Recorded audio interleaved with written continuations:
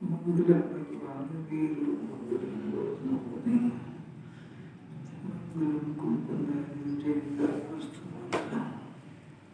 सर्वमंगलमांगल्यं सर्वकल्याणकारकं प्रधानं सर्वधर्माणां जय कृष्ण।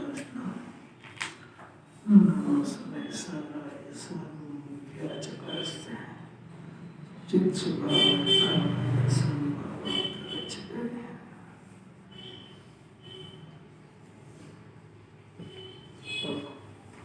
जिस प्रकार स्वर्ण भू धातु के संयोग से अग्नि के ताव में अनेक रूप होता है, परंतु तो भी उसका नाम एक सोना ही रहता है, तथा शराब कसौटी पर कसकर उसकी रेखा देखता है और उसकी चमक के अनुसार दाम देता लेता है।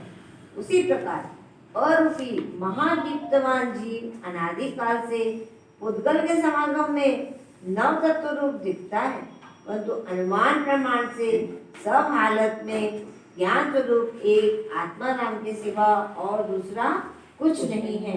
नाटक समय साथ जीव द्वारा। बहुत अलौकिक बात है। स्वर्ण को धातु का संयोग और अग्नि का ताप, दो चीजें मिल जाए तो भी वो सोना ही रहता है। कितना भी उसको मिलाने का प्रयत्न करें, कितनी भी मशीन से मिला लें उसको, सोना तो सोना ही रहता है। अब रहता तो है पर उसका जानकार जो होता है उसको सुनार कहते हैं। कितनी भी मिली हुई चीज ले जाओ उसके पास तो उसमें देख लेगा कि सोना सोना कितना है और मिलावट कितनी है। उसी की कला का नाम स्वर्णकार है। तो ऐसा जिन्होंने इस जीव को स्वर्णकार की दृष्टि देना चाहती है, क्योंकि इसके साथ भी संयोग में शरीर भी मिला है, पाप होने के भाव भी मिले हैं, संयोग में रहती ऐसी दशा बना भी सही है। हम उसमें सोने के पेनी निगाह की तरह ये इसके तीक्ष्ण ज्ञान से देख ले कि जीव जीव कौन सा है। इसी का नाम सम्यक दर्शन है। ये दोनों मिले ही रहेंगे हमेशा, मिलावट ही सही। रागादि का परिणाम और शरीर और आत्मा एक स्थान पे है, अनादि से है, अनंत काल रहेंगे नहीं, अनादि से है, मिले हुए एक जैसे दिखते हैं पर है अलग अलग। जहाँ जहाँ सोने का प्रदेश है वहीं वहीं उसकी मिलावट भी है, जहाँ मिलावट है वहीं वहीं सोना भी है। जहाँ जहाँ ज्ञान है वहीं वहीं राग भी है, जहाँ जहाँ ज्ञान है वहीं वहीं शरीर भी है। इन तीनों में से जो ज्ञान पेनी बुद्धि से अपने को छांट ले और छांट ले ये वो भेद ज्ञान, और फिर उसमें से अहम कर ले कि ये जो जानने वाले की सत्ता है ये मैं हूँ, सोना सोना ये है। ऐसा जहाँ छाटा और इसके ऊपर अहम हुआ कि मोक्ष मार्ग शुरू हुआ। फिर क्या होगा कि फिर बस समझ जाएगा कि जो जो चीज़ अपनी नहीं है उसमें अपने को संभालने का प्रयत्न है, उसको देखभाल सब व्यर्थ बर्बादी हो। जो चीज़ अपनी है ही नहीं, ये अज्ञानी है मैं जो अपनी चीज़ में उसको संभाल रहा है और वो इसकी बनेगी भी नहीं और संभलेगी भी नहीं। इतनी से दो टपी बात समझ जाए, मोक्ष मार्ग शुरू हो जाएगा। ऐसा है कि सुनार वो सोने को देख के उसका भाव लगाता है, तो हम ज्ञानी मतलब हमारे ज्ञान को देख के क्या करना है इसका? अब बिहार क्या समझाया और अभी क्या समझाया, ये तो समझाया ज्ञान स्वभावी आत्मा, इसके साथ में रागादि का परिणाम भी है, इसके साथ में ऊपर में शरीर भी है। अन्य मती तो कोई समझते ही नहीं, वो तो जो दिख रहा है वही आत्मा वही जीव है, बस शरीर को जीव कहते हैं। अब यहाँ सम्यक दर्शन किसको कहते हैं, मिथ्या दर्शन किसको कहते हैं, कि जो इन चीज़ों में से जो जीव वस्तु है ज्ञानमय उसको पहले छाटे हैं। कैसे छाटे? लक्षण से। स्वर्ण का कैसे छाटता है? लक्षण से, कि भाई सोने जो चांदी का है उसका लक्षण अलग है, स्वर्ण का लक्षण अलग है। उसको किसी प्रोसेस से उसको अलग अलग कर लेते हैं। तो पहले उसका ज्ञान होना चाहिए। तो दो बातें हैं, एक तो अलग जानना और फिर अलग करना, दो चीजें है ना। यहाँ भी मोक्ष मार्ग में दो ही है, अलग जान ले सब में ज्ञान हो जाएगा, अलग कर ले सिद्ध बन जाएगा। बीज की दशा वो वेद ज्ञान की दशा है, साधक दशा है। क्या है उसमें कि जो जो अपनी चीज़ है उसको पोषण दो, जो अपनी चीज़ नहीं है वो छूटने की तैयारी है। समझे कैसे? ये ऑयल मिल होती है, मूंगफली का दाना, सोयाबीन का दाना, उसमें वो देख लेता है कि इसमें तेल कितना है। दूध वाले जो बुद्धिमान है ना, वैसी उंगली डाल के देख लेते इसमें कितना घी निकलेगा, कितना उसमें, उसी हिसाब से पैसे देते हैं उसको। तो ये इतनी ज्ञान तो है ना इसके पास। दूध में कितना घी मावा बैठेगा देख लेता है उंगलियों के हिसाब से, अपन नहीं देख पाते उसमें। यही जानकार, यही आत्मा का जानकार क्या नहीं हुआ वो सिद्ध भगवान को जान लेगा। वो तो फिर अब जो भक्ति करेगा तो सिद्ध भगवान की करेगा, शरीर थोड़े करेगा। अभी अनंत भगवान की भक्ति कर रहा है, अपने को लग रहा प्रतिमा की कर रहे हैं, तो जीव को जानता है तो जीव की करता है। ये कला जिन्होंने कराना चाहते हैं, ये ऐसा नहीं जानता तो अपने ज्ञान की बर्बादी व्यर्थ संयोग में कर रहा है। वो न इसका बनेगा और न उसमें चलेगी उसकी। दो टप्पी बात नहीं समझ पा रहा है। कौन कौन सी दो टप्पी बात? ना तो कोई संयोग इसका ना भी अनंत बनेगा और ना उसमें कोई चलेगी। वो उसका परिणाम बिल्कुल स्वतंत्र करेगा और ये स्वतंत्र परिणाम को स्वीकार नहीं करता है, उसकी स्वतंत्रता पे घात करता है। ये इस विश्व का सबसे बड़ा पाप है। वही बात चल रही है इसके अंदर। देखो अभी तो अपना हेडिंग चल रहा है, इतना सुंदर हेडिंग है, बहुत सर्व शुद्ध ज्ञान अधिकार, और ये 328 से 31 नंबर की गाथा के अंदर जीव के स्वरूप की चर्चा है, माने वस्तु के नियम की चर्चा है। वस्तु कैसी है? वस्तु के अंदर अकर्ता भाव भी है और कर्ता भाव भी है, दोनों चीज मिल के वस्तु है। अब मिल के है तो अब उसकी बात बताते हैं कि साहब देखो, पर द्रव्य का तो करता है ये नहीं, क्योंकि उसका द्रव्य क्षेत्र का अभाव अलग है। पर अब जो मैंने रोटी बनाने का भाव हुआ, वो भाव तो जीव में हुआ, तो भले रोटी बनाने का नहीं सही, इस भाव का कर्ता कौन है? एक बात। अब इस भाव को कर्ता और ये अज्ञान का कर्ता कौन है? मिथ्यात्व भाव का कर्ता की बात चल रही है। गहरी बात है, बहुत गहरी माने सूक्ष्म है, उपयोग को यहाँ लगाओगे तो ही समझना है। देखो, जो जीव मिथ्यात्व भाव होता उसका कर्ता कौन है? पर का तो हमने मान लिया कि पर का कर्ता तो नहीं है, हम तो ये परिणाम विपरीत परिणाम, इसका कर्ता कौन है? क्यों? क्योंकि आपने बोल दिया आत्मा का स्वभाव का करता है और ये काम तो हो रहा है, तो फिर आत्मा अकर्ता भी है, कोई परम भी करता भी नहीं है और ये परिणाम हो रहा है, तो ये से कर्ता कौन है? अब जब इतना प्रश्न खड़ा होगा तब जिन्वाणी वस्तु स्वरूप को सामने रख के बात करेंगे। वो अभी बताते हैं, ऐसा भली भांति चर्चा भी करेंगे और युक्ति पूर्वक सिद्ध भी करेंगे। और यही से दो भेद पड़ेंगे। कौन सा?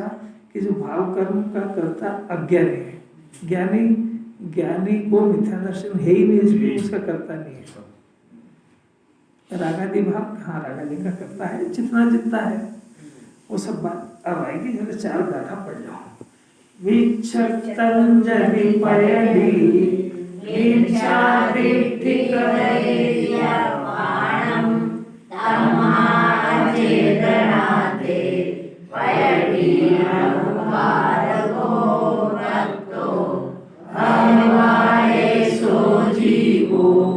Om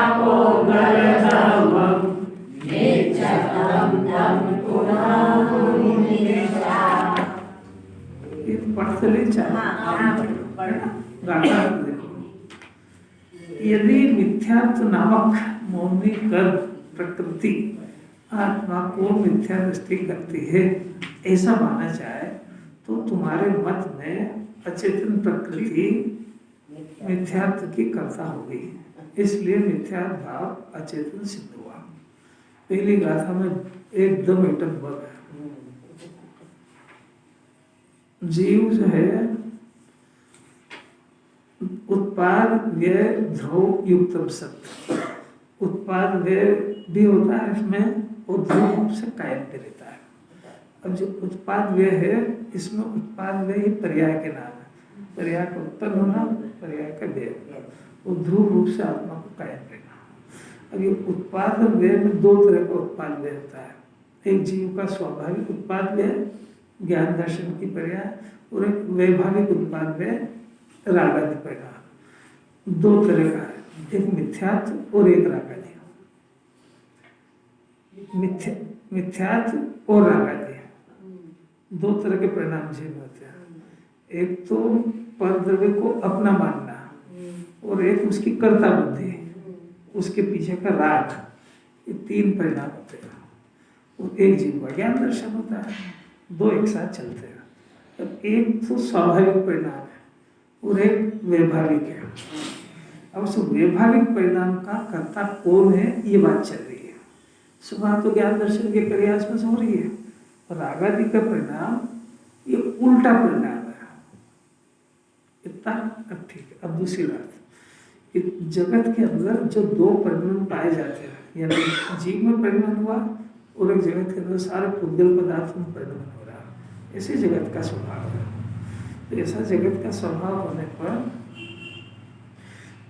केवल ज्ञानी परमात्मा ने इस जीव के संयोग में 8 कर्म अनंत रहे, तो अनंत तरह के 8 जाति के कर्म देखे। तो 8 जाति के कर्म देखें तो उनमें भी परिणाम हो रहा है। तो ये जो अभी ज्ञानावली दर्शनावली की बात नहीं करते हैं, अभी रात की सर्जरी चल रही है। प्रश्न है ना, मिथ्यात्व का कर्ता कौन है? परद्रव्य का कर्ता तो हट गया है, जीव इतना समझदार, उसकी बात चल रही है। जो भी परद्रव्य का ही कर्ता अपने को मान रहा है कि मेरे बगैर तो घर ही नहीं चलेगा, मेरे बगैर तो बच्चे का कैरियर नहीं बनेगा, वो अभी इस बाउंड्री के बाहर है। यानी तो पहले समझ क्या कि परद्रव्य में किसी भी द्रव्य का एक दूसरे के अंदर कोई हस्तक्षेप नहीं है, इसलिए किसी भी द्रव्य का कर्ता कोई नहीं है। तब स्थूल रूप से समझ जाए तब ये बात समझ में आएगी। और अगर परद्रव्य की कर्ता बुद्धि माथे में है तो बात समझने ही नहीं देगी। वो आई क्या समझ में बात? अब अंदर सर्जरी चल रही है कि जो मिथ्यात्व और रागद्वेष का परिणाम, तो इधर मोहनी कर्म नाम की कर्म प्रकृति है।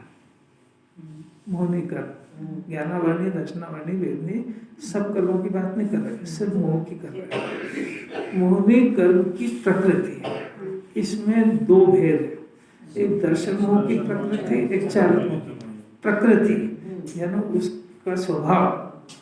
दर्शन मोह की बात भी कर रहे हैं, चारित्र मोह भी कर रहे हैं। दर्शन मोह की प्रकृति का कार्य यह है कि वो अपना मनवाने का काम करती है, मिथ्यात्व का काम करती है दर्शन मोह की। और चारित्र मोह की प्रकृति रागद्वेष कराती है, यानी 25 तरह की कषाय, क्रोध मान माया व भास रहती, 25 तरह की कषाय, ये चारित्र मोह की प्रकृति है। और अपना मानने की और कर्ता बुद्धि की और सुख बुद्धि की दर्शन मोहने की प्रकृति है।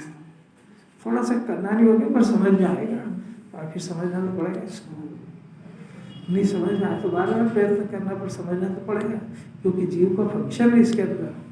तो मोहनी कर्म की प्रकृति वो अपना काम कर रही है। कि मोहनी कर्म की प्रकृति काय की बनी, कि पुद्गल की बनी हुई है। अब इधर जीव के अंदर एक परिणाम होता है, अपना मानने संबंधी जानने संबंधी परिणाम होता है, वो परिणाम जीव का परिणाम है। तो जैसा जैसा इधर जीव का परिणाम होता है वैसे ही वैसे वो कर्म की प्रकृति के भी नाम है। जैसा द्रव्य क्रोध तो उधर भाव है, इधर द्रव्यमान तो उधर भावमान है, इधर द्रव्य लोग तो इधर भाव लोग है। यानी भाव लोग का उदय वो जीव के अंदर लोग का परिणाम। दो तरह की चैनल एक साथ चल रही है, समझ में आ रहा है? एक द्रव्य का उदय, भाव लेंगे। हाँ, जीव का परिणाम भाव, जो परिणाम जीव के अंदर होएगा वो जीव का परिणाम, और जो परिणाम पुद्गल में होएगा वो पुद्गल का। दो चैनल चल रही है ना, ये पुद्गल का परिणाम ही पुद्गल में चल रहा है, जीव का परिणाम जीव में चल रहा है ना। अब ये जीव को ज्ञान नहीं है इस बात का, तब केवली का आधार लेना पड़ेगा उसको। तो अब इसमें दोनों तरह के परिणाम, मिथ्यात्व का और रागादि का, ये दो तरह की प्रकृति, ये मोहनी कर्म की प्रकृति है। अब वो ज्ञानावरणी दर्शनावरणी वो भी कर्म की प्रकृति है, अभी उसकी बात नहीं कर रहे, वो भी बदलती है, पर वो सबके बदलने का कारण ये है मोहनी कर्म, खतरनाक कर्म। अभी अब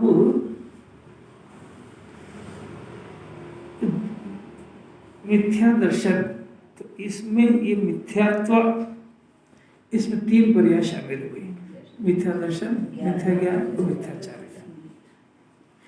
तो अब जीव के अंदर तीन गुण है, गुण तो अनंत है, तीन की मुख्यता से बात करते हैं, श्रद्धा, ज्ञान और चारित्र। श्रद्धा का क्या काम है? मानना। अभी मिथ्या संबंध की बात नहीं है, उसमें से मानना रूप एक काम होता है, उसके अंदर से जानना रूप एक काम होता है, उसके अंदर विकल्प निर्विकल्प एक दशा होती है। ये जीव के अंदर के परिणाम है, जीव के परिणाम है। अब ये जो तीनों परिणाम है, श्रद्धा, ज्ञान और चारित्र, ये परिणाम कर रहे हैं, मैंने जीव मान रहा है, जान रहा है, उसमें विकल्प निर्विकल्प की धारा चल रही है, ये कंटिन्यू चलती है। अब इधर क्या होगा कि इधर है दर्शन मोहनी कर्म का उदय, है ना। तो ये दर्शन मोहनी कर्म का उदय माने वो दर्शन मोहनी कर्म का प्रकट होना। तो दर्शन मोहनी कर्म का उदय और इधर जीव में मानने का परिणाम। तो जो दर्शन मोहनी कर्म है, ये इसका उदय होने के कारण ये जीव का श्रद्धा, ज्ञान, चारित्र में तीनों में विपरीत आ गई। यानी दर्शन मोहनी कर्म का उदय और ये जीव का परिणाम, तो ये उदय होने के कारण ये तीनों में मिथ्या नाम की संज्ञा बढ़ गई। दर्शन मोहनी का उदय, श्रद्धा मिथ्या, इसके साथ ज्ञान भी मिथ्या, इसके साथ चारित्र भी मिथ्या, ये तीनों मिथ्या क्यों हुए? इधर दर्शन मोहनी कर्म का उदय। अभी कौन करा था ये बात नहीं, अभी मिथ्या नाम क्यों पाए ये बात चली। तीन गुण है आत्मा के, श्रद्धा, ज्ञान, चारित्र, इन तीनों का काम है। क्या क्या काम है? श्रद्धा का मानने रूप काम है, ज्ञान का जानने रूप काम है, और चारित्र में विकल्प निर्विकल्प दशा, वितराग दशा जैसी भी हो, ये इन तीन गुणों का फंक्शन चल रहा है। अभी मिथ्या क्यों नाम पा रहा है? दर्शन मोहनी कर्म का उदय इसमें निमित्त है। निमित्त का अर्थ आकर्ता होता है तो लगा ही लेना, निमित्त से कार्य नहीं होता, पर ये दर्शन मोहनी कर्म का उदय यदि नहीं होगा तो मिथ्या दर्शन की आचार्य भी नहीं होगा। इसका यह अर्थ बिल्कुल नहीं है तो दर्शन मोहनी कर्म का उदय मिथ्या दर्शन ज्ञान करा रहा है, सिर्फ उसकी उपस्थिति मंजूर करना चाहिए क्योंकि वो है। अब फिर से देखो, मिथ्या दर्शन ज्ञान चारित्र का परिणाम, ये विकार रूप परिणाम है कि स्वभाव रूप विकार? तो विकार रूप परिणाम होने में कर्म के उदय की अपेक्षा होती है, और निर्विकार परिणाम में कर्म के अभाव की अपेक्षा होती है। समझ आया? यानी ये कर्म का उदय होगा तो ही विपरीत परिणाम होंगे। अब ये दर्शन मोहनी कर्म यदि उपशम हो गया, उपशम का अर्थ था दबना, अगर ये दब गया तो इधर सम्यक दर्शन ज्ञान चालित हो जाएगा, क्योंकि कर्म का उदय नहीं ना, कर्म का उदय नहीं है, कर्म का उदय भी दबा हुआ, दब गया, तो इधर परिणाम हो रहा है। तो श्रद्धा ज्ञान चारित्र सही काम करेंगे, उसका नाम सम्यक दर्शन ज्ञान चारित्र है।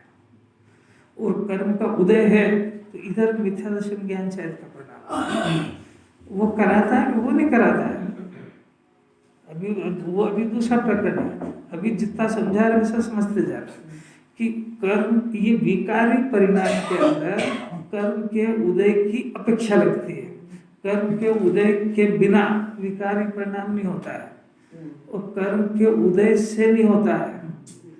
कर्म के उदय के बिना होता है, पर कर्म का उदय अवश्य होता है। ये जो अब देखो दोनों के उपादान देखो, ये जीव की पर्याय श्रद्धा ज्ञान चारित्र की अपने उपादान से हो रही है निरपेक्ष रूप से, किसी की अपेक्षा थोड़ी है। कर्म के उदय ने तो कोई थोड़ी इसको मिथ्या श्रद्धा ज्ञान चारित्र कराया, पर ये अपने स्वतंत्रता से अपना काम कर रही है। वो इधर कर्म में भी काम हो रहा है, पुद्गल परमाणु है ना, तो उसमें भी परिवर्तन हो रहा है। तो उसमें परिवर्तन हो रहा है, तो वो जो परिवर्तन हो रहा है, तो वो कर्म पहले का बंधा हुआ सत्ता में, और वो परिणमित हो रहा है। तो वो परिणमन हो रहा है, तो वो अपना काम कर रहा है, वो अपना काम कर रहा है। तो इधर दर्शन मोहिनी कर्म का उदय यानी वो प्रकट हुआ, और इधर इसका श्रद्धा ज्ञान चारित्र मिथ्या नाम पाया। अब यदि वो कर्म दब गया, अब किस कारण से, वो सब लंबा प्रकरण दब गया, तो इधर कर्म का उदय नहीं रहा, तो इधर जीव का स्वाभाविक परिणाम रहेगा। अब वो कर्म का उदय दब गया, माने वो भी सत्ता में तो है पर दब गया। अब यदि वो कर्म का उदय, कर्म सत्ता में से नाश हो जाए, तो फिर इधर जो परिणाम अनंत काल तक के लिए निर्मल हो जाएगा। उसका नाम क्षयिक सम्यक दर्शन है। अब वो मिथ्या दर्शन होगी ही नहीं कभी, क्योंकि वो जिस कारण से हो रहा था वो कारण ही खत्म हो गया। अभी वो कारण तो पड़ा हुआ है, पर अभी वो दबा हुआ है, तो इसका नाम क्षयिक सम्यक दर्शन है। कैसी अलौकिक बात है। अभी जो अपने मूल प्रकरण तब आएगा कि आखिर इसका कर्ता कौन है, बात तो अभी वो चल रही है। तो अभी पहले ये तो समझो कि इधर कर्म में परिणमन चल रहा है, इधर जीव में चल रहा है। ये इसको करा रहा है, ये इसको करा रहा है, कोई किसी को नहीं करा रहा। अब बात कहाँ से खड़ी हुई? बात ये खड़ी हुई कि आपने जीव को अकर्ता सिद्ध करा है। अब जीव को अकर्ता सिद्ध करा है, तो जीव में जो विपरीत परिणाम हुआ है, विपरीत परिणाम क्या हुआ है कि अपने से भिन्न परद्रव्य को इसने अपना माना है। ये विपरीत परिणाम समझ में आ रहा है। और ये विपरीत मानना यानी मत, ये शरीर मेरा हो गया है ऐसा मत का नाम मानना। ये शरीर मेरा हो गया है या शरीर मैं हूँ ऐसा मेरा मत है। ये मत मानना, ये किसने कराया कि किसी ने नहीं करा। ये जो है दर्शन मोहिनी कर्म का उदय है, तो ये शरीर मैं हूँ और मेरा है ऐसा मानता है। दर्शन मोहिनी कर्म का उदय, इसे ज्ञान में भी जानना हो रहा है। ज्ञान में वो शरीर या अन्य जो ज्ञेय पदार्थ जानने में आए, जानना तो स्वभाव है, पर वो पदार्थ को स्व जानना ये विभाव है। अभी खोज ये चल रही कि पर को स्व जानना कराया किसने पर पहले उसका स्वरूप तो समझो। समझ में आ रही क्या बात? मन लगा के तो समझ में आई है। आखिर कौन करा रहा है? अब विकल्प या निर्विकल्प, आत्मा का स्वभाव तो निर्विकल्प रहना। सुख तो आत्मा में हो रहा है, तो फिर भी इसकी वृत्ति उत्पन्न होगी और वो बाहर के पदार्थ में सुख तलाश करेगी ना। तो ये जो एक उल्टा काम हुआ, ये उल्टा काम किसने करा कि इधर दर्शन मोहिनी कर्म का उदय, ये दोनों धारा एक साथ चल रही है। तो ये विपरीत काम हुआ और ये कर्म का उदय। ये कर्म का उदय और इधर जीव में काम। तो जीव में जो काम हो रहा है उसका कर्ता कौन है? कि उसका कर्ता जीव है। कर्म में जो काम हो रहा है उसका कर्ता कौन है? कर्म का उदय। ऐसी बिल्कुल दो टप्पी न्याय की बात है।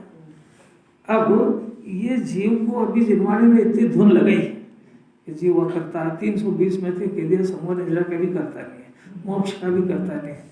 हमारी बात ला के हमने इतना जब अभ्यास करा कि मैं करता हूँ, तो आपने तो कह दिया ये आश्रम मिथ्यात्व का करता जीव ही है। तो फिर उलझ गए।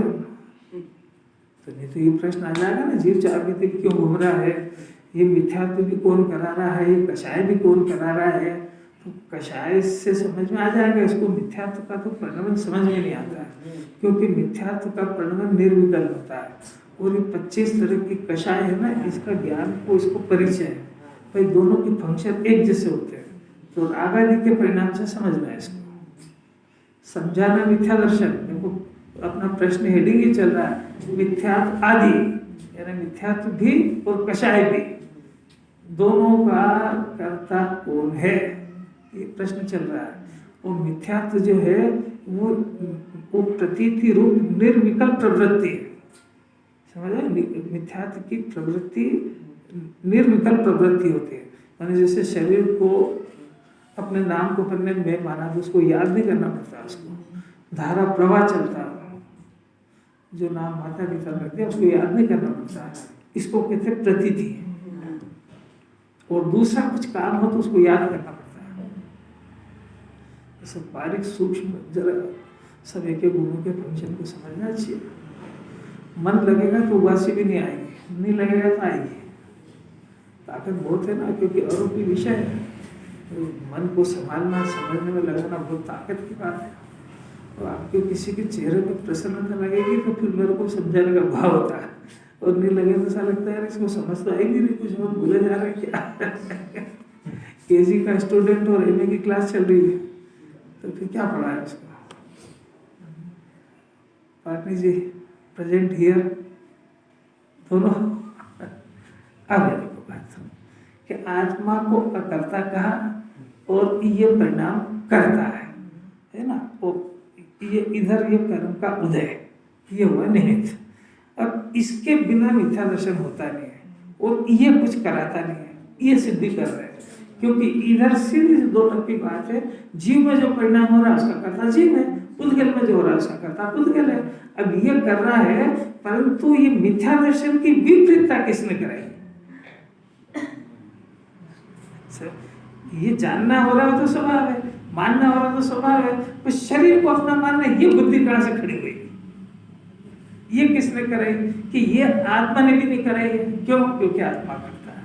और कर्म ने भी नहीं कराई, क्योंकि कर्म जड़ है, कर्म में तो ज्ञान है ही नहीं, कर्म में तो परिणाम हो रहा है। वो तो कोई इसको कोई प्रेरित नहीं कर रहा कि तू ऐसा कर, शरीर को अपना मान, तू ऐसा कर, किसी गेय को अपना जान, तू ऐसा कर, किसी गेय को देख देख के चिंता कर, विकल्प कर। वो तो जानते ही नहीं कि तो उसके अंदर परिणाम हो रहा है।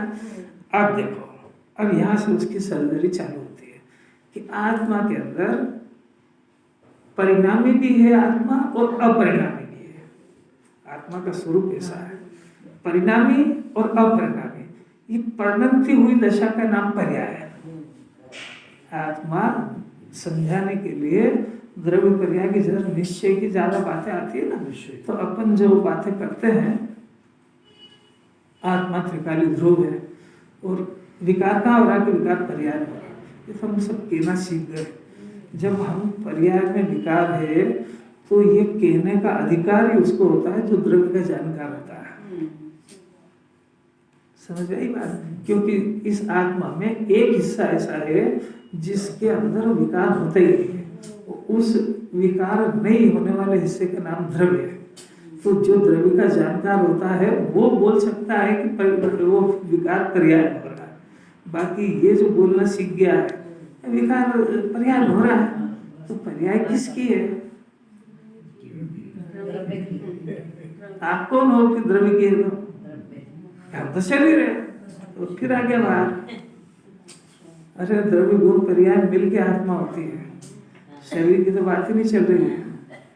ये जो द्रव्य और सब के बोलना सीख गया है तो बोलना अच्छी बात है, बोलना सीख गया तो भावासन भी करेगा। द्रव्य और पर्याय मिल के वस्तु है, उसको प्रमाण की वस्तु कहते हैं। तो द्रव्य की परिणति हुई दशा का नाम पर्याय है। पर्याय द्रव्य से कभी अलग नहीं होती है कि यहाँ तो द्रव्य और यहाँ पर्याय है, इंदौर में तो द्रव्य रहता है, उज्जैन में पर्याय रहती है। ऐसा नहीं है, वो पर्याय द्रव्य के साथ तादाद में रहती है। अब वो भिन्न भी है और अभिन्न भी है। भिन्न भिन्न आत्मा का स्वरूप भी ऐसे ही है। आत्मा टिकता भी है और बदलता भी है, बदलता भी है और टिकता भी है।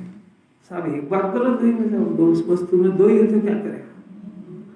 दो ही है तो दो ही समझो, दो मिलके ही वस्तु है तो क्या करेंगे। सम्यक दर्शन के विषय में केवल नहीं बदलने वाले तत्व की चर्चा है, समझ में आ रही है। वहां सिर्फ त्रिकाली आत्मा को आत्मा कहते हैं, यह भी वस्तु स्वरूप के अंदर बदलती हुई दशा को मिला करके आत्मा कहते हैं, क्योंकि आत्मा की पर्याय में नहीं, वहां सीधा कहेंगे कि आत्मा ने क्रोध किया, आत्मा ने मान किया, आत्मा ने मायाचार करी है, वो ऐसा नहीं कहेंगे कि पर्याय ने करी है। ये तो पढ़ाने के लिए कहा था तो सीख गया, पर्याय ने करी है साहब, थोड़ी करिए।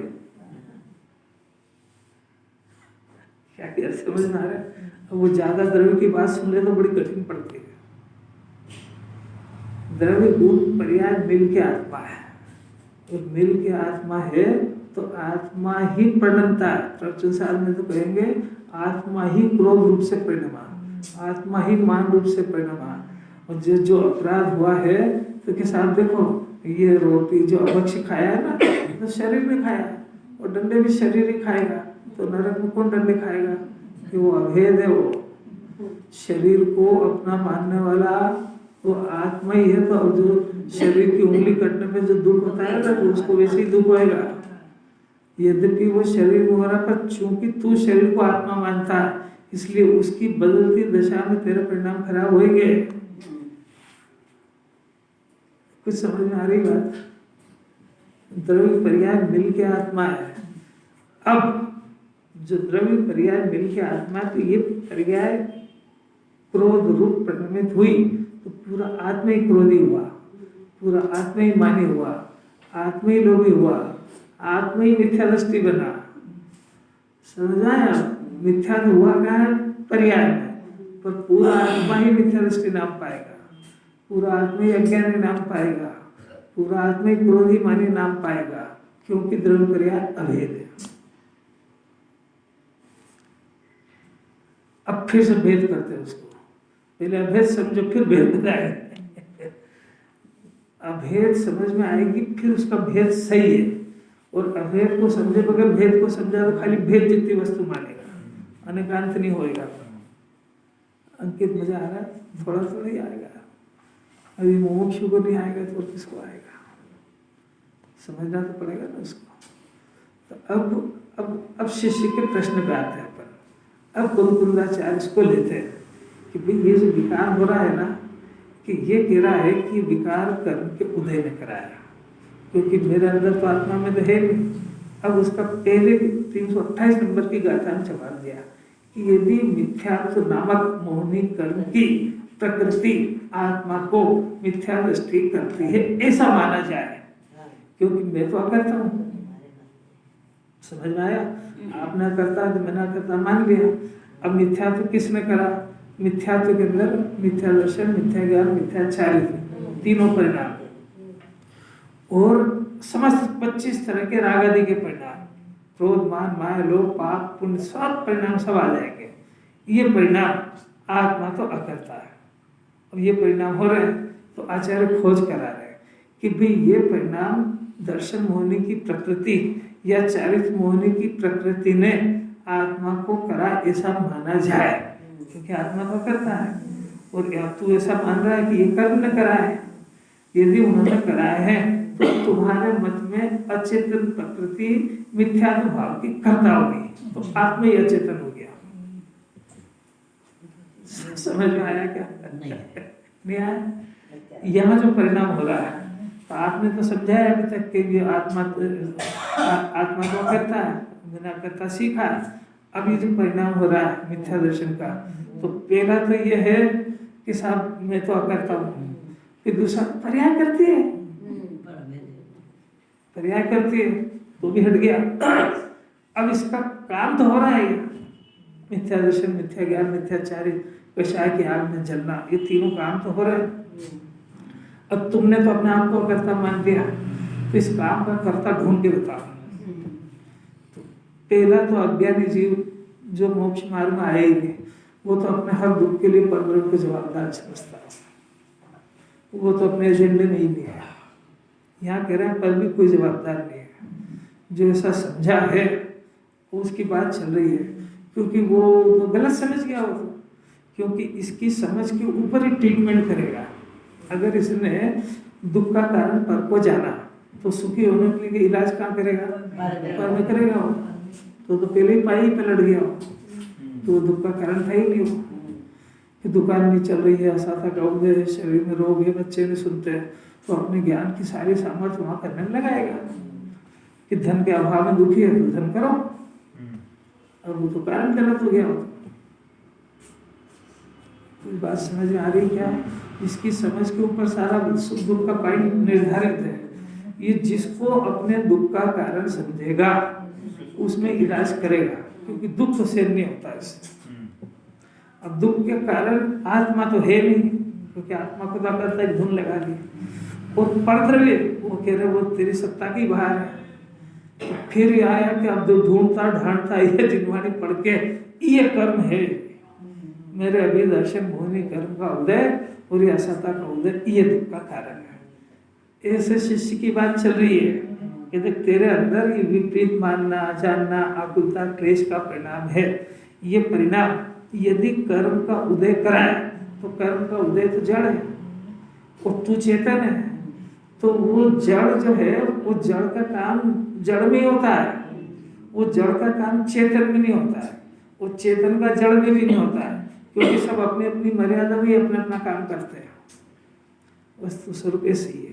तो यदि तू ऐसा मानता है कि वो कर्म के उदय में, क्योंकि अभी आपने बोला कि दर्शन मोहिनी कर्म का उदय है, दर्शन मोह की प्रकृति, तो ये मिथ्या शब्द नाम नाम पा रहे हैं। अगर दर्शन मोहिनी कर्म दब जाएगा तो यहाँ सम्यक दर्शन ज्ञान चारित हो जाएगा।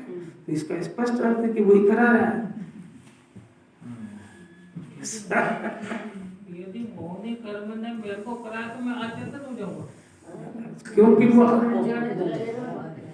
अचेतन हो जाऊंगा। क्या दर्शन तुमने जो है अपनी सत्ता अचेतन के हाथ में सौंप दी, इसीलिए लिखा है कि आप अचेतन हो जाओगे। हाँ अचेतन हो जाएगा, मतलब इसकी मान्यता में अचेतन हो जाएगा। तो इसने जो है चेतन होकर के अपने परिणाम की सत्ता अचेतन के हाथ में सौंप दी, मोहिनी कर्म के हाथ में सौंप दी। तो फिर भी अब मोहिनी कर्म जब जाएगा तब नसूखी होगा। उसने क्या गलती करी थी कि दुखी तो है, पर दुखी परिवार की वजह से क्या करे, बच्चे भी नालायक, घर वाले भी नालायक, ऑफिस में, व्यापार व्यवसाय में सब जगह दुख का कारण कर रहे। अब ये कब सुखी होगा? क्योंकि इसने तो दुख तो है, दुख का कारण ही गलत समझ लिया, पर वो उसने उनको समझा, इसने कर्म के उदय को समझ लिया, तो दो ही वही आ गए। आपको समझ में आई क्या बात? अभी आचार्य डिसीजन तो अभी देंगे, अभी तो ये जो मान रहा है उसका खंडन कर रहे हैं कि तेरा ऐसा मानना झूठा है, क्योंकि वो कर्म का उदय वो जड़ है, उसको कुछ नहीं पता कि मैं किसी के परिणाम खराब करवाऊं, किसी को मिथ्या दर्शन कराऊं, उसमें तो ज्ञान ही नहीं है। और उसके लॉजिक सब सुनना जरा। दर्शन मोहिनी कर्म को ये पता है क्या कि मैं किसके संयोग में बंधा हूँ और किसको ये परिणाम खराब करूँ, क्योंकि उसमें तो चेतनता है ही नहीं। वो तो अपना काम कर रहा है, आपको बुद्धि नहीं है, वो तो है ना अपनी निर्जरा के लिए आया था, वो क्रमबद्ध हो रहा था और वो अपने उदय आके फिर चला जाता। अब तुमने करी मूर्खता, तो तुमने करी उसकी संगति, तो संगति करके फिर चेता दिया उसको, फिर से कर्म बांधेगा। वो अभी दूसरी गाथा बताएगी 329 में, अभी करने की बात बता रहे हैं। धीरे से इसीलिए ले रहे हैं कि 24 घंटे देखना सुनना जरा बात, बड़ी मुश्किल से आती है ऐसी बात है। ये जीव जो है ना पर वश हो रहा है, उदयाधीन हो रहा है, पर ये उदयाधीन स्वाधीनता से हो रहा है, पराधीनता से नहीं हो रहा है। समझ में आ रहा है? सम्यक दृष्टि इस बात को समझ गया कि मैं उदयाधीन तो हो रहा हूं, पर स्वाधीनता से उदयाधीन हो रहा हूं, पराधीनता से नहीं। अज्ञानी पराधीनता से हो रहा है। इतनी समझ में आई? अरे जिनवाणी का चमत्कार समझो कि जो दर्शन मोहनी कर्म का उदय वो चला गया तो सम्यक दर्शन हो गया, तो सम्यक दर्शन होने पर उसकी श्रद्धा भी सही हो गई, उसका ज्ञान भी सही हो गया। अब वो जो 5 इंद्रिय के जो विषय भोग रहा है ना, वो मिथ्या चारित्र नाम नहीं पाता है, क्योंकि वो निमित्त ही नहीं रहा। मने सम्यक दृष्टि व्यापार करे, व्यवसाय करे, रोटी खाए, ब्याह करे, तब भी उसकी ये क्रिया मिथ्या चारित्र नाम नहीं पाती है, क्योंकि वो सम्यक दर्शन सम्यक ज्ञान के कारण, मिथ्या दर्शन ज्ञान के कारण मिथ्या चारित्र नाम पा रही थी। आप सम्यक दृष्टि हो गया तो उसका ये जितना भी चल रहा है ये मिथ्या चारित्र नाम नहीं पा रहा है, बल्कि ये उसके अचारित्र नाम पाता है, इसका नाम ही बदल गया अचारित्र। दूसरे शब्द में कहो तो चारित्र की कमी, चारित्र की अपूर्णता, ये नाम पाती है वो। बस बात समझ गई। अब दूसरी बात, ज्ञानी अज्ञानी को शुभ भाव हो रहा है मंदिर में, पूजा पाठ व्रत तप सब, तो ज्ञानी का शुभ भाव मिथ्या चारित्र नाम पाता है। अरे क्या समझ में आ रही है? क्यों मिथ्या दर्शन ज्ञान साथ में है, तो उसका जो शुभ भाव है वो मिथ्या चारित्र नाम पाता है, और ज्ञानी का शुभ भाव वो व्यवहार चारित्र नाम पाता है। क्यों? क्योंकि सम्यक दर्शन ज्ञान के साथ में वो निश्चय चारित्र नाम नहीं पाता है, परंतु मिथ्या चारित्र नाम भी नहीं पाता है। ये सब जो ये जिनवाणी की ये ज्ञानी को जो है वो व्यवहार चारित्र नाम पाता है, कहता हम भी तो कर रहे हैं, हमारे निश्चय नहीं हुआ तो मत हो, व्यवहार चारित्र तो चल ही रहा है कि तू ब्रह्म है।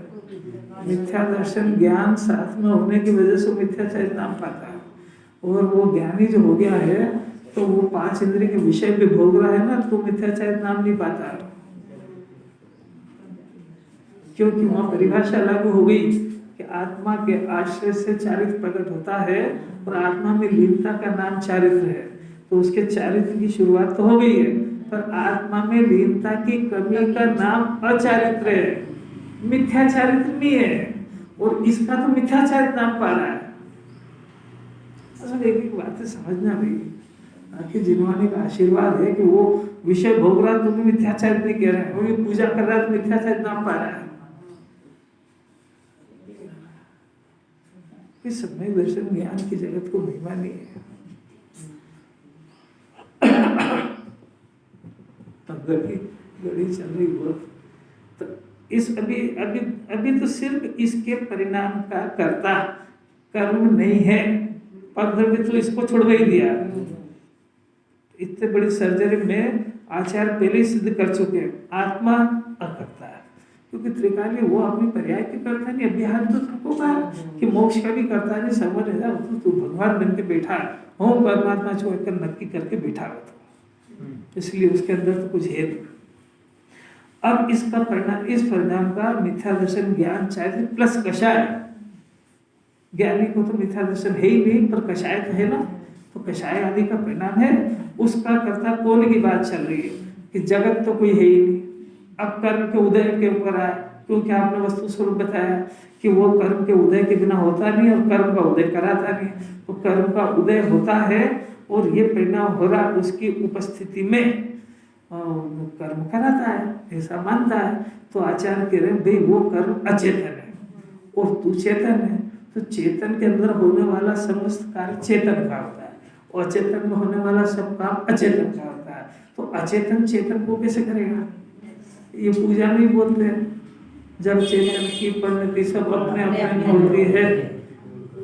किसी अलौकिक बात है, पूरी द्वादश आ गए तो मिथ्या भ्रांति होगी मेरे को कि वो कराता है, कैसी अलौकिक बात है। तो भाई ये तो देख तेरा सोचना गलत है, और अगर तूने ऐसा सोच लिया, तेरा मत ऐसा हो गया, तो तूने अपने सुखी होने की सब सत्ता वो चेतन के हाथ में सौंप दी। तो अब तो तेरा मोक्ष होना बहुत दूर हो गया हो, तो अब तो तेरे को भगवान की पूजा की जगह कर्मों की करना पड़ेगी। जो तू कर दिया कि हे दर्शन मोहनी कर्म, अब बहुत दिन हो गए तो तेरे जाए यहाँ से, क्या करे। अरे कोई पसंद भी आ रही की नहीं बात है। अब दूसरी थोड़ी सी, अब टाइम हो गया थोड़ी सी गहरी बात हो सुन लो, फिर आएगी नहीं। वास्तविकता में क्या हो रहा है, सत्य बात तो ऐसी है कि वो जो दर्शन मोहनी कर्म है तो उसमें पढ़ने का काम हो रहा है, वो जीव तो ज्ञान का बना हुआ है, इसमें जानने रूप काम हो रहा है। तो जो दर्शन मोहनी का काम वहाँ हो रहा है, इसमें नहीं हो रहा है। मानने जानने का काम कर्म में हो रहा है और इस जीव के अंदर ज्ञान उत्पन्न हो रहा है। तो ज्ञान की स्वच्छता, उस स्वच्छता में वो कर्म का उदय झलका, उसकी आकृति बनी इसमें। तो वो आकृति मेरा मानने रूप आकृति हुई, जानने रूप आकृति हुई, राग आदि का परिणाम रूप आकृति हुई, तो उसका फंक्शन वहाँ हुआ और ज्ञान में उसकी आकृति झलकी। तो ज्ञान को अपना स्वभाव पता नहीं होने से ये कहता है कि मैं रागी हो गया, मैं शरीर हो गया, जबकि वो वही है, वो इधर आया ही नहीं। इसके अंदर कुछ नहीं हुआ है, इसके अंदर ज्ञान हुआ है, उसके अंदर परिणमन हुआ है और वो परिणमन इसके अंदर झलका है। इतनी बात सत्य है क्योंकि इसका जानना स्वभाव है।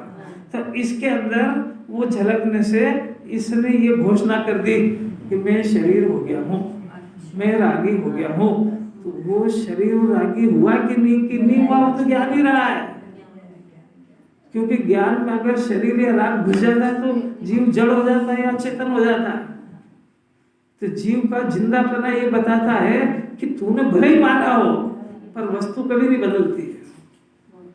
शक्कर को कितनी नमक में घोला जाए, कितने जिंदगी भर रखे कि वो शक्कर खारी हो जाए, नहीं होगी। तुम घोड़ दो उसको, प्लांट में घोड़ दो उसको, छोटे मोटे मिक्सर में तो छोड़ो, प्लांट में घोड़ दो उसको, तब भी शक्कर मीठी रहेगी। ऐसा ज्ञान तो तीनों काल कैसे हो जाए वो ज्ञान ही रहेगा। वास्तव में तो कुछ हुआ ही नहीं। वास्तव में तो इसने जो माना है ये अपने भ्रम से माना है कि मैं शरीर हो गया हूँ, मैं रागी हो गया हूँ। अभी तो वो राग और शरीर वो दोनों ही बाहर रहे हो। वो जो विपरीत मान्यता रूप काम हुआ वो भी वहाँ हो रहा है और वहाँ जो हो रहा है वो तो अब देखो मिथ्या दर्शन अभी सिद्ध करा। मिथ्या दर्शन हो रहा है, दो जगह हो रहा है कि एक जगह? कहाँ पे हो रहा है? वहाँ हो रहा है कर्म के उदय में। संयोग में तो शरीर है और कर्म के उदय में मिथ्या दर्शन आदि का परिणाम है और राग आदि का वो आत्मा में आएगा। अब उधर ही है और ये कह रहा है कि मैं रागी हो गया, किसी गजब है। और ये अगर देख ले कि नहीं और ये अपना स्वर बदल दे कि न मैं शरीर हुआ हूँ न मैं राग हुआ हूँ, इसी का नाम सम्यक दर्शन ज्ञान है। अब ये कह दे इतनी बात समझ में आ जाए, अनंत पुरुषार्थ है। अभी तो ज्ञान की अपेक्षा से मैंने बताया। वास्तव में तो जो राग आदि का परिणाम हुआ वो यहाँ चारित्र के पर्याय में हुआ। अब चर्चा कल चलेगी।